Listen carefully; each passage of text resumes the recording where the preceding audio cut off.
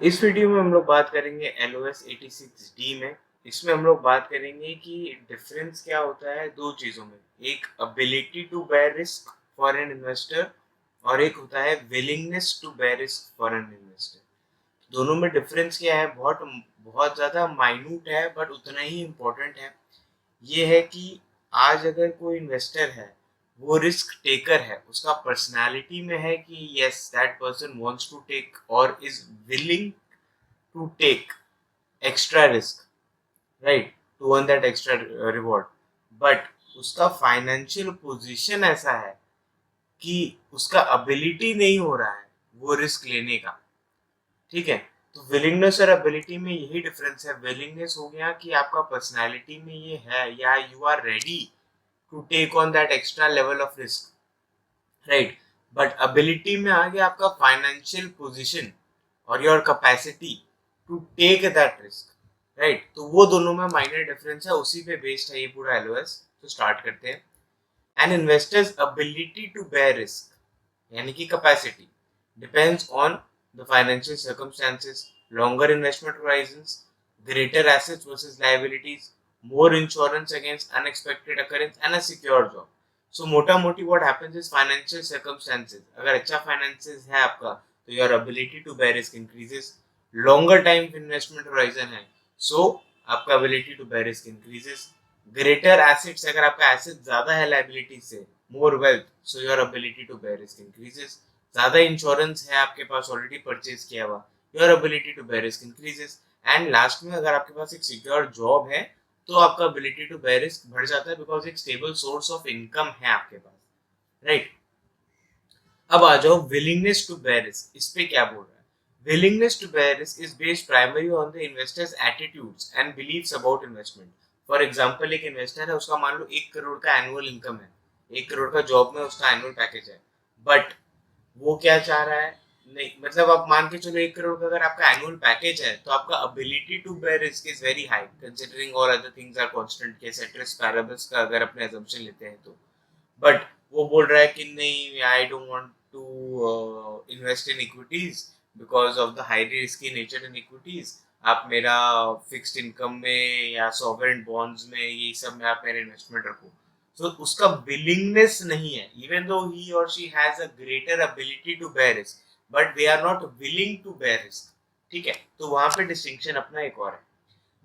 The assessment of an investor's attitude about risk is quite subjective. सबका अपना अपना होता है and is sometimes done with a short questionnaire that attempts to categorize the investor's risk aversion or risk tolerance. तो शुरू में क्या होता है, जब IPS बनेगा ना आपका तो एक क्वेश्चनर, या मैंने बोला था ना कि क्वेश्चंस पूछे जाएंगे आपसे, आपसे एक फॉर्म फिलअप किया हुआ जाएगा या एक क्वेश्चनर दिया जाएगा जो आपको फिलअप करके देना है, तो उसके बेसिस पे एक आइडिया लग जाता है कि एक इन्वेस्टर का क्या एबिलिटी है एंड क्या विलिंगनेस है टू बेयर रिस्क।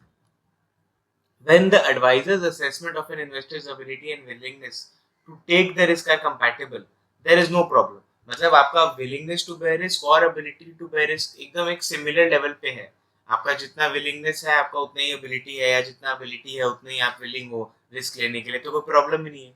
प्रॉब्लम कहाँ आता है? जहाँ दोनों में conflict है। फॉर एग्जाम्पल अपना 1 करोड़ वाला एग्जाम्पल ले लो, आपका 1 करोड़ का एनुअल सैलरी है बट आपको रिस्क लेने में यू आर नॉट विलिंग।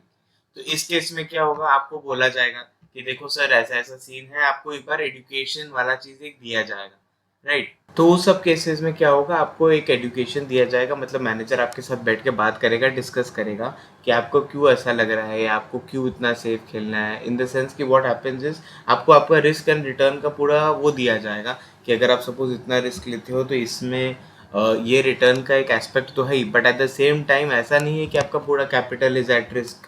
आप अपना 2%, 3%, 5%, 10% का SL दे के रखते हो तो वो सब केसेस में अपने उस समय एग्जिट कर जाएंगे।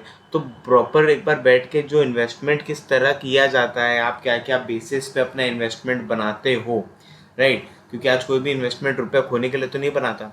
क्या क्या चीज़ देखते हो, क्या क्या प्रिकॉशंस एज ए मैनेजर आप लेते हो before investing in any asset, ये सब आप उसको बताओ।